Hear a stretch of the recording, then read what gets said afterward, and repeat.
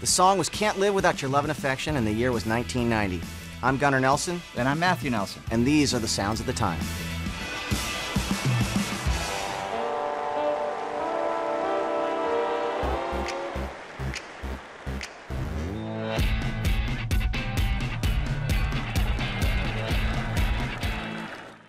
I can't remember a time as a baby that our dad didn't have a guitar in his hand, which was really cool to grow up around. We were always around when music was really being created right there on the spot, and that really did make an impression.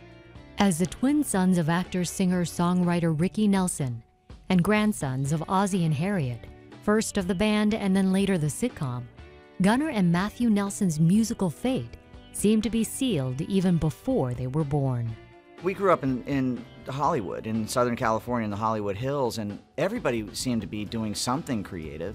Our grandparents, when they would hang out with us, people would come up and ask them for their autograph at dinner. It was just kind of a normal thing. It was the end of the 60s when we grew up. Flower children, hippies, music.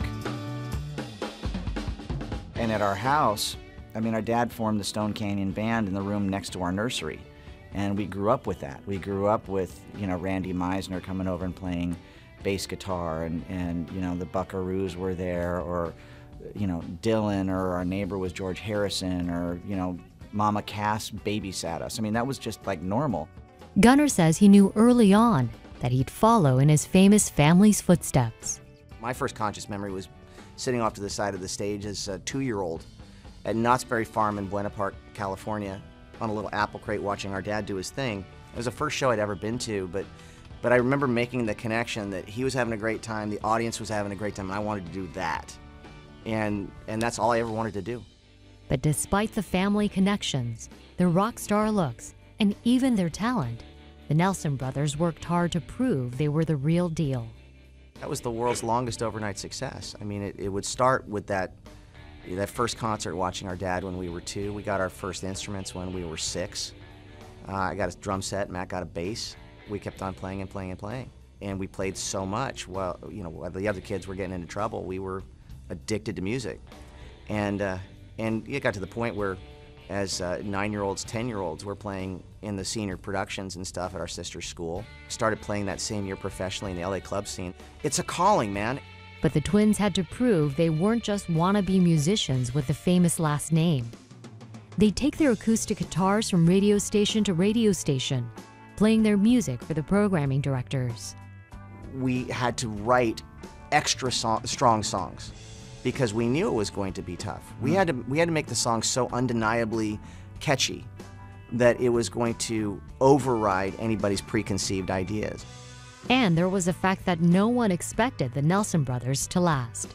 I think the two of us, honestly looking back on it, were the last people to know that we were being treated and marketed as something that was temporary. We had to headline our first tour because nobody would take us out with them. They just, for whatever reason... They didn't think it was real. They didn't think it was real, so we wound up doing a tour of theaters. It just needed to break out, right thing at the right time, right image at the right time, right music. Their first album, After the Rain, was released in 1990. Like the boys' hair, it went double platinum. Their first single on the album, Can't Live Without Your Love and Affection, about Matthew's crush on Cindy Crawford, hit #1 on Hot 100 thanks to MTV.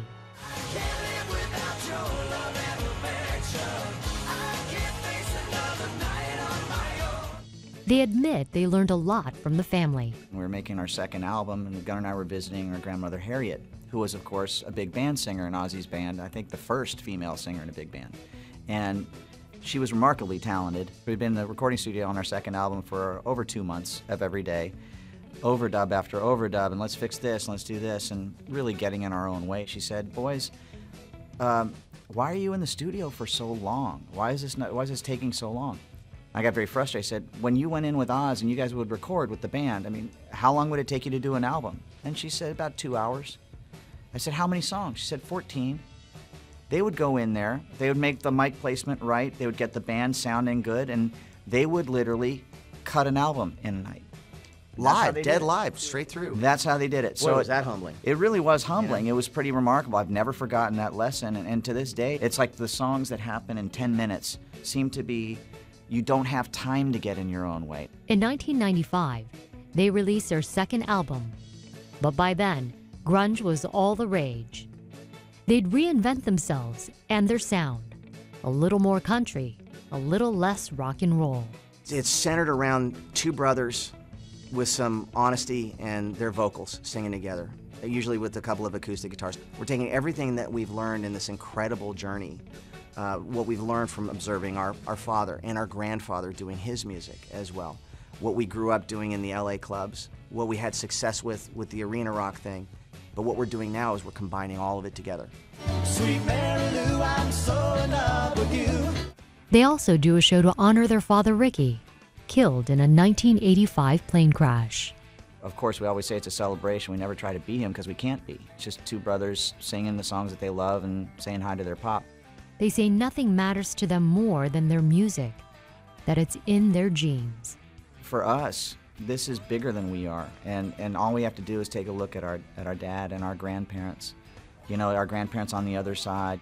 It will last beyond us, and just like our dad's music's lasted beyond him. There's a reason why we do it, and I think in our dad's case, as in ours, when you're a musician and you're writing your own material, you're sharing a piece of yourself. You're writing your own script.